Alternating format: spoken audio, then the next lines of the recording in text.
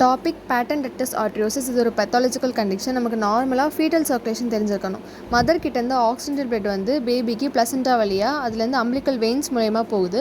Umbilical வெயின்லேருந்து டக்டஸ் வீனஸஸ் மூலயமா inferior வெனிக்கவாக போய் அங்கேருந்து ரைட் ஏட்ரியம் போய் ரைட் ஏட்ரியம்லேருந்து லெஃப்ட் ஏட்ரியம் ஷண்ட் ஆகும் by the help of foramen ovale. Then RA to RV போகுது. ஆர்விலேருந்து பல்மனரி ட்ரங்க் போய் அங்கேருந்து லங்ஸ்க்கு போகும். தென் பல்மனரி ட்ரங்க்லேருந்து அயோட்டாக்கு ஷண்ட் ஆகுது பை யாரால் டக்டஸ் ஆர்ட்ரியோசிஸ் மூலயமா. அயோட்டாலேருந்து ஹோல் பாடி பார்ட்ஸ்க்குமே பிளட் போகுது. பேபி கிட்டேருந்து டீஆக்சினேட் பிளட் அம்பிளிக்கல் ஆர்ட்ரிஸ் மூலயமா மதருக்கு போகும். சர்க்குலேஷன் ஆஃப் பிளட்டுக்கு ஆல்ரெடி வீடியோ போட்டிருக்கு, அதை போய் செக் பண்ணி பாருங்கள். அப்போ தான் இந்த ஃபீட்டல் சர்க்குலேஷன் உங்களுக்கு புரியும். பேபி பிறந்ததுமே 2 to 3 minutes டக்டஸ் ஆர்ட்ரியோசிஸ் க்ளோஸ் ஆகணும். மேக்ஸிமம் 2 to 3 weeks எடுத்துக்கலாம். அப்படி க்ளோஸ் ஆகலை அப்படின்னா நம்ம டிவைஸ் ஆர் சர்ஜிக்கல் க்ளோஷர் பண்ணுவோம். அந்த க்ளோஷருக்கு வந்து நம்ம பெரிகார்டியல் டிஷ்யூ லேயர்ஸ் வந்து யூஸ் பண்ணியிருப்போம். டக்டஸ் ஆர்ட்ரியோசிஸ் மொத்தம் 3 டைப்ஸ் இருக்குது. Wide and short, conical and tubular. அதாவது பல்மனரி ட்ரங்குக்கும் அயோட்டாக்கும் உள்ள அந்த கனெக்ஷன் தான் வந்து டக்டஸ் ஆர்ட்ரியோசிஸ். பேபி பிறந்தது அது க்ளோஸ் ஆகலைன்னா நம்ம அதை பேட்டன் டக்டஸ் ஆர்ட்ரியோசிஸ்னு சொல்லுவோம்.